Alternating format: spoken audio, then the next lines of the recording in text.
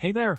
So, let's dive into a common problem that many encounter when setting up an Nginx load balancer behind a reverse proxy. The issue here is that all incoming requests end up having the same IP address, which is actually that of the reverse proxy. Now, the twist is that each of these requests contains an X-forwarded for header with the true IP address of the client who initiated the request. Tricky situation, right? Now, the solution to this problem lies in utilizing the Real IP function provided by Nginx.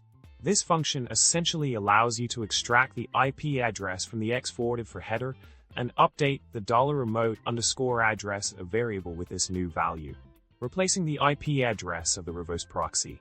The key directives you need to configure for this are set underscore real underscore IP underscore from XXXX and real underscore IP underscore header X forwarded for.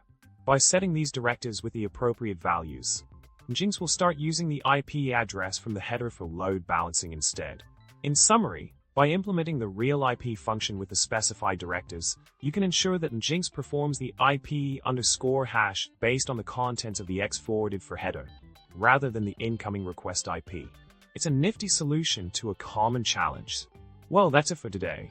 If you found this video helpful, don't forget to subscribe, like, and drop a comment below.